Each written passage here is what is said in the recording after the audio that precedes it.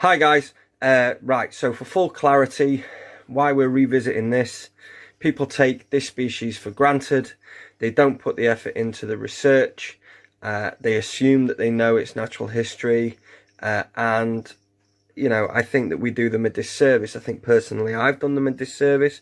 I'm potentially guilty of just cruising through the previous corn video, thinking I knew it all. And, you know, I wanted to try and revisit the video and put in the effort that we put in for the rarer, you know, exotic colubrids, and to show that this is a worthy species, but also, you know, hopefully teach people, even if they keep corns, a few things about their natural history. We've really gone to town with this. We wanted to make sure it was a good video, so we've found out that they're far wider spread than we originally thought. They come from 10 different states in the southeastern United States. We have taken 3 separate areas within those 10 states, 360 data points to be able to give you the most accurate climate information that your corn snakes would go through, discuss what goes on there. We're also going to discuss genetics and everything else. So it's going to be quite a long, involved video. If I cock up, I'm just going to drive my way through it, so you're just gonna have to laugh with me if things go wrong, and I won't be holding this the whole time so that we can just work through. So without further ado, here we go. Snakes and adders, welcome to the introducing series. This is episode 48 and this is corn snakes, an in-depth look. Scientific name Pantherophis guttatus, was first described by Linnaeus in 1766. So as far as described species go, a corn snake is old school. So, like some of the other stuff that we've discussed was in the 1900s, 1940s, 50s, 60s before they got described. 1766. This is an old boy of the classified snakes. Coluber is Latin for snake, and guttatus means spotted, so literally spotted snake. And this is in reference to the saddles that cover the back and the flanks of the corn snake. As always, whenever we look at the taxonomic history of animals, they have had a long and storied history of flitting between both genera and species name.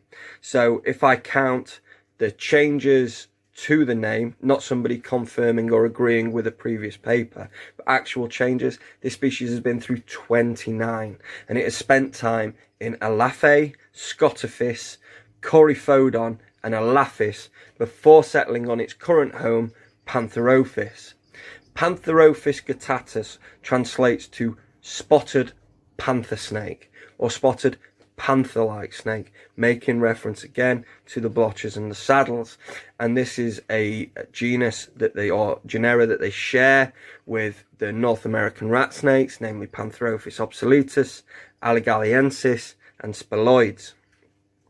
This is a medium-sized rat snake. Yes, corn snakes are rat snakes. Their other name is the red rat snake. And they usually mature to around 5 feet in length. Claims are made pretty regularly about 6 foot plus animals, but I would take these with a pinch of salt. A would-be keeper should expect a snake to mature at between 3.5 and 4.5 feet in length. Corn snakes utilize constriction to subdue their prey, and over generations in captivity, this behaviour does seem to be waning somewhat, and they quite lazily accept their food. Of course, there are still exceptions that will give it the beans when they get hold of their prey, but for the most part, they just sort of hoover up their food, and this is as a consequence of multiple generations of captive breeding. This is as close as we've got to a domesticated species. Corn snakes occur on the southeastern seaboard of the United States. They are known to occur throughout 10 states, including Florida, Georgia, South Carolina, North Carolina, Delaware, New Jersey, Alabama, Mississippi, and southern Tennessee. The majority of their natural range would be considered coastal plain. So what we've got here on all of these maps, I'll show you. We've got the distribution of the red rat snake, the corn snake, and Slowinski's corn snake. Now, Slowinski's corn snake, this is a more modern map than this map, which is a more modern map than this map. So I'll go through them. These are both found online. Previously, corn snakes and their cousin, the Great Plains rat snake. So this was Pantherophis guttatus as a trinominal, and this was considered another subspecies, which was Pantherophis guttatus emori, which has now been elevated to its own species. This is taken from Klaus Dieter Schultz's monograph of the genus Elaphe Fitzinger, which is essentially the rat snake Bible. Again, showing in this this lined section the corn snake's distribution, spreading right up into Delaware and New Jersey, and then the Guttatus amori, or the Great Plains rat snake as it was known. These were denoted as intergrade regions. These intergrade regions have now been classified as Slowinski's corn snake. There is another type called the Intermontana corn snake, which is distinct, miles away. We'll get to that in a second. I'm sure I'll mention it again. The majority of the natural range would be considered coastal plain. So this is a digital elevation map which shows that throughout the distribution that we can see, probably at least 50% of it is coastal plain, which is 0 to 50 meters in elevation. But then we start to build towards the Appalachians in Georgia and through South and North Carolina. They have been accounted for, records have accounted them up to 750 meters in elevation. So they are adaptable from sea level essentially to 750 meters. Then corn snakes across the entire range mainly occur in pine forests, although other woods do occur. So this next map that we've got is the distribution of forests of the southeastern United States, and predominantly through Florida and into lower Georgia, lower Alabama and lower Mississippi, we are dealing with longleaf slash pine. Let me just put this buttercorn back, because then I can discuss this a bit easier. So the majority is the longleaf slash pine, with certain areas of oak, gum and cypress within. Shortleaf pine is then going to take over, and that is the most predominant throughout the east, with slivers of oak, gum and cypress, which more than likely will follow river tributaries down to the sea. And then further up north we've got oak and pine forests. So it's hilarious that we make such a fuss about the toxicity of pine when we're dealing with snakes, and yet corn snakes predominantly live in shortleaf and longleaf pine almost exclusively. Between the two of them probably account for 75–80% of the total area of a corn snake lives in. Corn snakes are highly adaptable in their environment, and they because of obviously this range that they've got, they might find themselves equally at home in harsh pine barrens of New Jersey, which are pretty much waterless, very tough places to be, very sandy soils. Share that with things like the northern pine snake, which is Pantherophis melanoleucus, or the subtropical swamps of southern Florida and the tropical grasslands and forests of the lower Florida Keys. Probably worth mentioning at this point, in the lower Florida Keys there used to be another subspecies recognised, which was Pantherophis Guttatus rosacea, which was the rosy rat snake. And now hobbyists probably still will recognise this. Scientists have given it the heave-ho and rolled it in with the corn snakes, but if you see it listed as rosacea, it is just basically in reference to the fact that it's similar to the rosy rat snakes that you would find down there.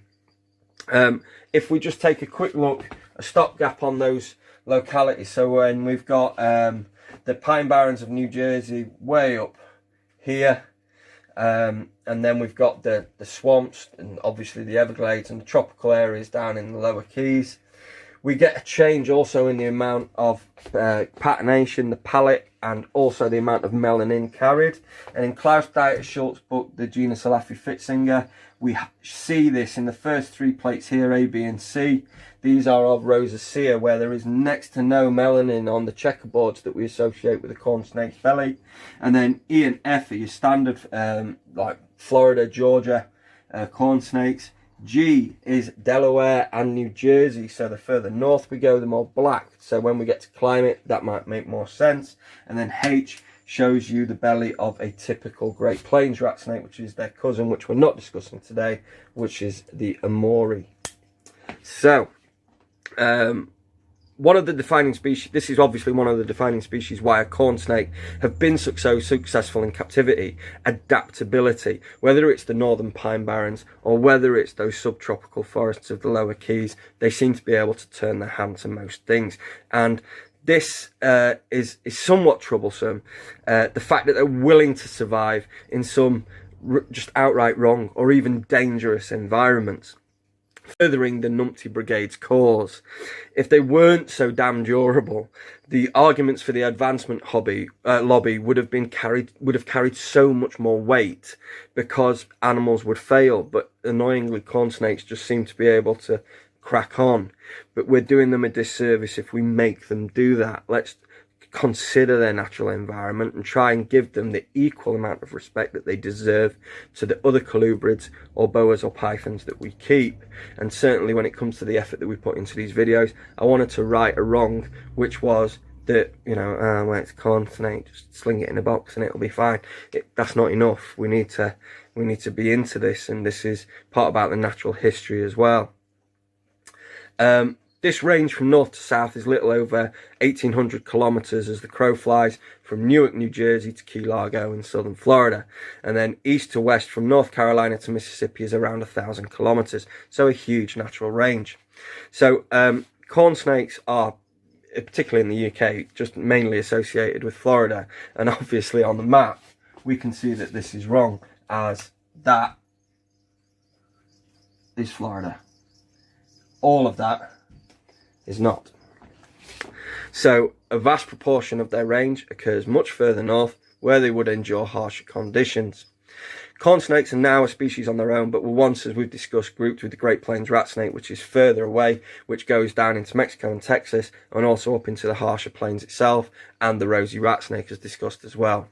Slowinski's corn snake is now recognised, but that was the intergrade zone, and the intermontana rat snake occurs much further north and west than the other subspecies, and are truly isolated from other populations, so they tend to be pretty distinct. Natural localities exist, and you will see those in captivity, and they loosely follow a set of rules about how that locale should look. Of course, we can't confirm that they're from this locale, merely that they meet the standards required to be considered of that type. And you will see these listed as Carolina corns, and interestingly, the type locality for Pantherophis guttatus is Carolina. And then there's Miami corns, which are associated with the Miami state, and they have a silver background with red saddles. And then the Okeechobee corns, which come from Lake Okeechobee in Florida. So you get these different standardized sort of wild types, as it were. Amelanistic corn snakes, where they were born without black pigment. They were ground zero. They were the entrance to the rabbit hole that most, if not all, corn snake owners disappeared down. With so many keeping and breeding corn snakes, it was inevitable that genetic aberrancies would occur. Initially, these included anathristic and hypomelanistic, and this then was the birth of the combo. So I'm just going to quickly just run through the basics of genetics so you get it. More than likely, if you're starting out with reptiles, you will see when you're looking at corn snakes a multitude of different colours, which we will go through. But we're just going to give a couple of simple examples, and then we'll just follow on from there. So if, say, we found a wild-caught albino corn snake back in the 1960s, and we had a normal corn snake at home, and they were bred together, every baby would be born normal looking, but carrying the gene to produce the amelanistic babies. These are called hets. A het is a carrier. Now you need two carriers for the majority, not all, the majority of corn snake colomorphs. When those two hets breed together, we get 25% that come out amelanistic. And then of the babies left, 66% are possibly hets. They look exactly the same as their natural counterparts. You have no way to tell them apart. We take the quarter that turned out albino and move them away. And of the rest of that litter, 2/3 or 66% will be carrying the gene, which means that 1/3 won't. If we take two recessive genes, say for example, we take amelanistic and anathristic. Anathristic is where the red pigment is missing, and amelanistic is where the black pigment's missing, and we breed two visual snakes together, an amel and an anary. All of the babies still come out normal, but now they're both carrying both genes, which means that all the babies are double het for snow. Now, this is where the genetics gods and the combos and everything else start to get interesting, because only 1 in 16 animals produced statistically will be a snow. Of course, odds shift. Sometimes you may produce none. Other times you may produce 4 in a litter. But statistics would say that on average 1 in 16 produced would be a snow. The more combos you create, the longer the odds, and they increase exponentially. So this would go from 1 to 16, to 1 to 32, 1 to 64, and onwards, the more genes you introduce. This then becomes the birth of the combo morph craze, and you know, the rest is history.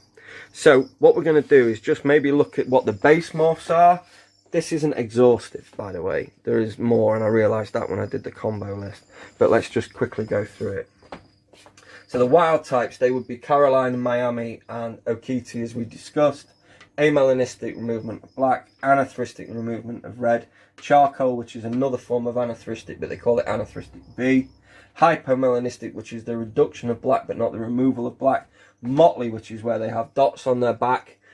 Stripe, which is related to motley, which has obviously stripes. These are then loosely grouped in with hypomelanistic, and they all seem to share a trait, which is a completely plain belly, no checkerboards. So if you want to know whether it's carrying motley, stripe or hypo, then you look at your babies that you've produced, and if they've got plain bellies, then you're pretty odds on that they are what they are. Blood red, these are born grey and red, almost like a very dark Miami as babies, but then they colour up and go lovely sort of Doc Martens oxblood red solidly all over. Caramel, which is yellows and tans. Lavender, which is a very light purple, very washed out pastel colour. Cinder, which is greys and pinks with very sort of ragged edges to the saddles. Castany, which I don't know a huge amount, but people are very excited because the combos using Castany seem to be producing some really wicked colours like mandarins and stuff. Ultra, which originally was a gene that originated in the grey rat snake, which is Pantherophis spiloides, and shares an allele with the amelanistic gene of the corn snake. When the two are bred together, this creates ultramel. Then you have sun-kissed and you have lava. So, they are our base morphs. What has subsequently taken place, and again, this is non-exhaustive. Let me pop you there. Oh my god. Come on, move you. I need to advertise the new site, man. So, stick you up there.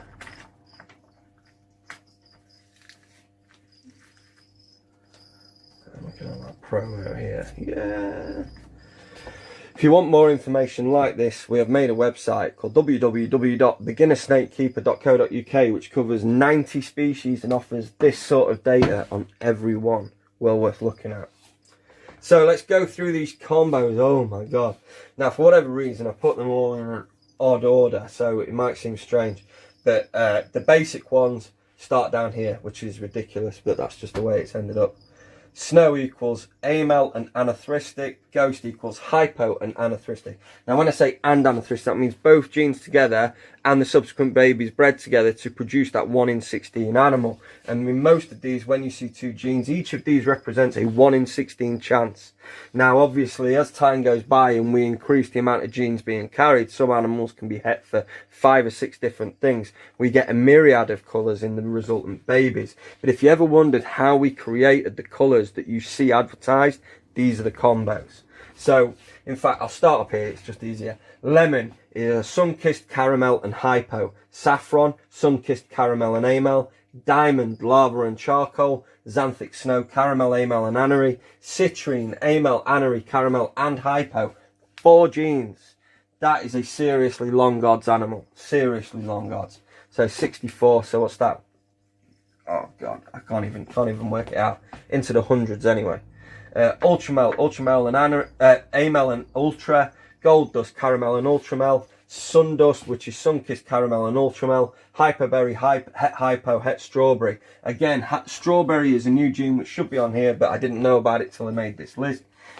Strawberry shares an allele with hypo. You produce the two together the same as the way that ultra and amel produce ultramel. this produces, where have I gone?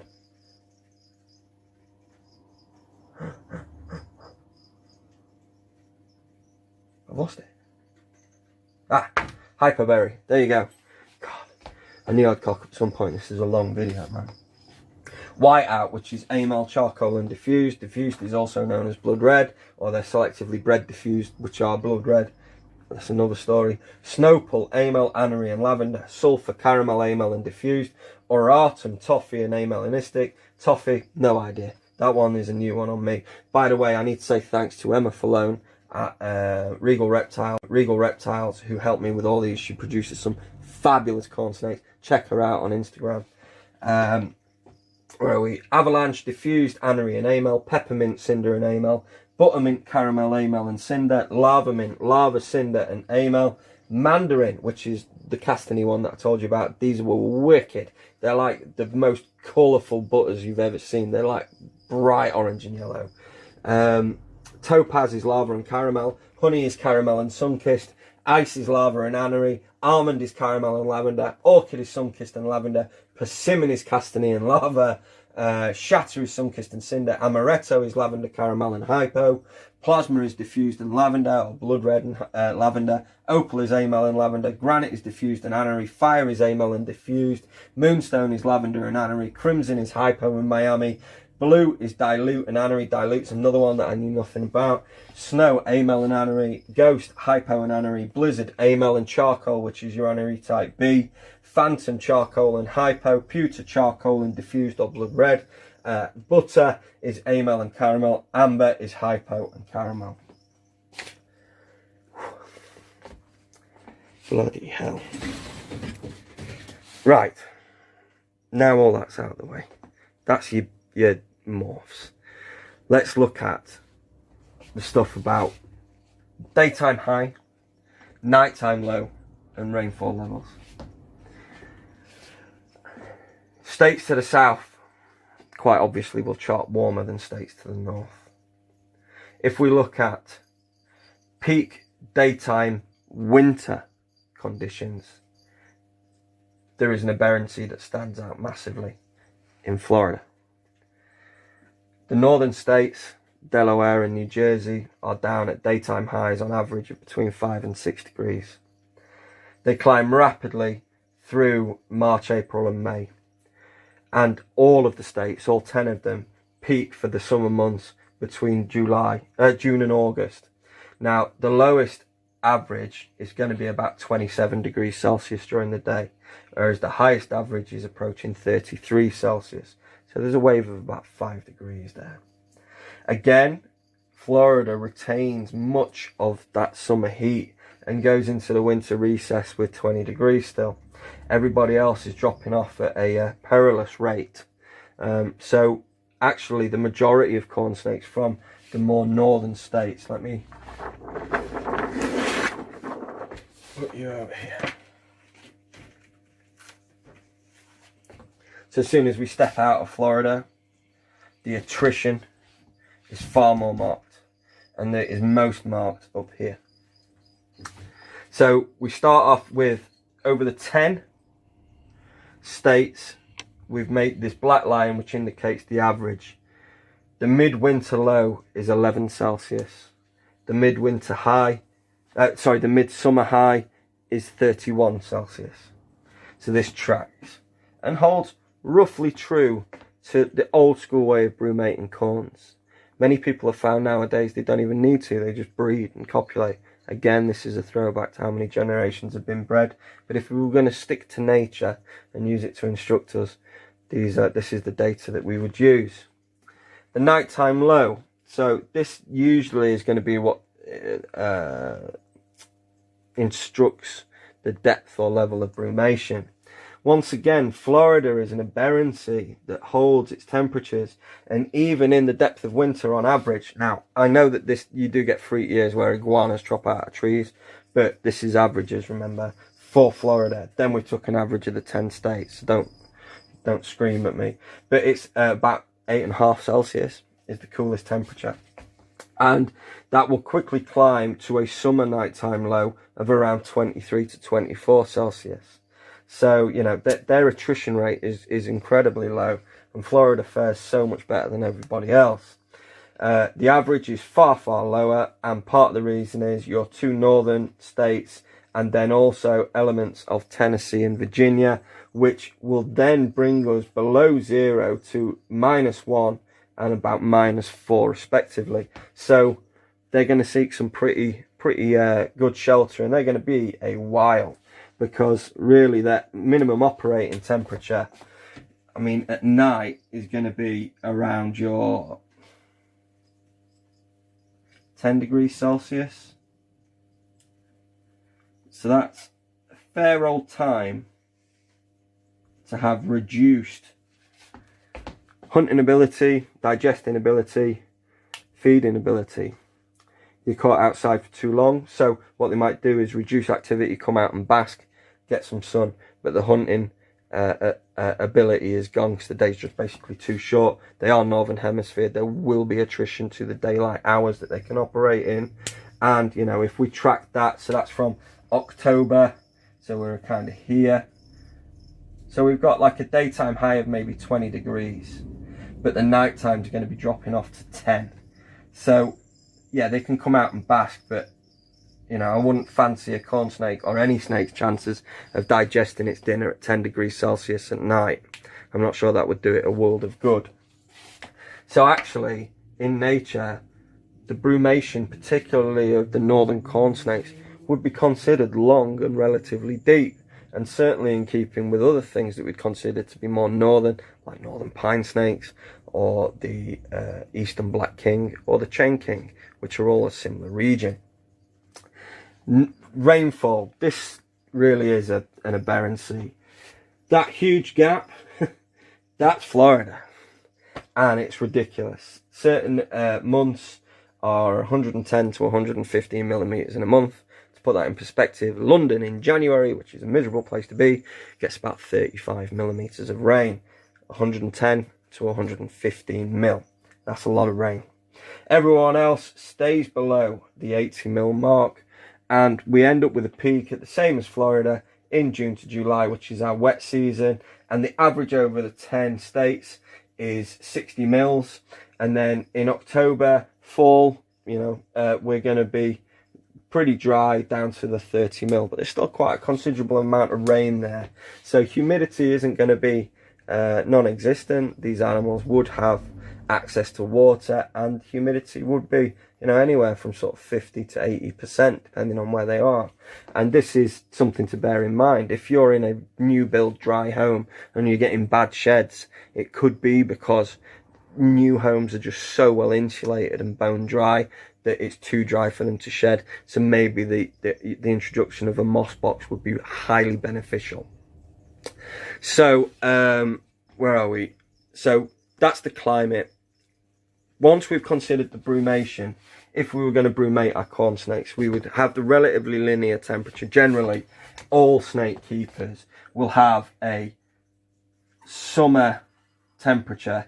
They will slowly bring down the temperatures and then plateau. This is how breeders would work. So this is our brumation period. From this period to that period, there is no food. Once the animals have attained full temperature, a rapid amount of food is introduced to their diet, and then the animals are introduced for breeding. Usually we let them go through a shed cycle first before introduction. This then enters the reproduction phase of the breeding season.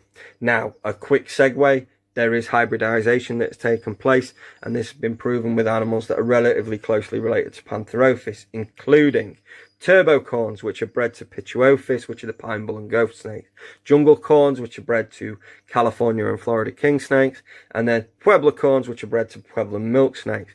I also know of the fact that they have been bred to Japanese rat snakes, which is a far further distance and of interest, because they are a true Elaphe, which is where they used to be. So the East Asian rat snakes, and they have proved viable and had viable young. I'll see if I can put the pictures in. By the way, all of this data and all this I'm hoping to share on the original post, so bear with me, and then you'll have got that to be able to digest as well. So we enter the reproduction phase. We generally have about a 60-day gestation, which means your female's pregnant. And you might be able to palpate the eggs, which is to be able to feel them. So if you let her crawl over the lip of your vivarium and you just gently pinch your thumb and finger, you'll get pop, pop, pop, pop, pop, and you can count the eggs. Don't be too rough, just take your time. Oviposition is egg laying, and this comes next. 2 weeks prior to egg laying, they will shed their skin. Well, 7 to 14 days on average, but we need to be prepared. As soon as you think that the female is pregnant and swelling up and she drops into milk, we are going to introduce an egg box, which will be like a large Tupperware container with a hole big enough for her to crawl in, with some damp peat, sphagnum or vermiculite, so any substrate that will retain its moisture, and this goes towards the warm end, and this needs to be a viable egg site. It does not want to be translucent. It must be opaque so that the snake feels safe when it's hiding, otherwise she could hold on to the eggs. 7 to 14 days after that shed, there is oviposition, which is the egg laying. Eggs generally number between 12 and 30. The bigger the female, the bigger the clutch generally. The older the female, the bigger the clutch generally. Incubation should be 28.5 degrees, and this will take us between 55 and 65 days to hatch. Once the snakes have slit their eggs and crawled out of the eggs, we generally group house them in their litter, and we're going to wait for their first skin to come. They're going to shed immediately from birth. Now, the establishment of babies, everybody's got different techniques, but generally what we do is we'll sit next to them with a cricket tub lid with a load of pinkies lined up, and we keep an eye on them to make sure that they don't fight. This is imperative, because obviously if two get hold of the same, you can imagine the problems. But as the pinkies disappear and we see the babies with lumps in their bellies, they're then separated off and the rest of the litter remains together. There is a bit of competitive spirit between babies, and we've found that this has been a useful trigger to get the babies going. What are you looking at? What are you sniffing at? Oh, that looks good. Oh, you're eating one of them. I think I'll have one of them as well. I know it sounds a bit daft, but it does seem to work. When you separate them immediately, sometimes you can find the reticence to feed is increased. Be patient. They're born with a decent size yolk sac, and they will develop an appetite within generally 4 to 8 weeks of birth. So just try not to panic. Remember, it's a snake and it's designed to go a long time without food. The rest is elementary. Generally, you'll come in this time of year, we're starting to get our CB20 babies through. They've had 4 or 5 feeds and off they go, and to their new home where people are going to love them and keep them hopefully for the rest of their lives. Hopefully this is good enough appraisal of what is the most widely kept snake in captivity. I've not always done it justice. Sometimes I've chatted shit about them, put them down, and it's not on. I shouldn't have done it. They're great snakes. And the reason I know that they're great snakes is on beginnersnakekeeper.co.uk, which is the site we put together. We judged species that we were writing about on 5 different criteria: temperament, territoriality, hardiness, adult size and appetite. Corn snakes won, hands down. And this is from a guy who prefers weird oddball stuff like Dionese rat snakes and things. But if I'm honest and give an appraisal based on my experiences, temperament 98%, 2 in 100 might be a bit grumpy and bite. The rest are going to be tame, particularly as adults. You have to forgive all babies for being temperamental. They're scared, so don't read too much into it. Territoriality, so this is different to temperament. This is when you enter the viv.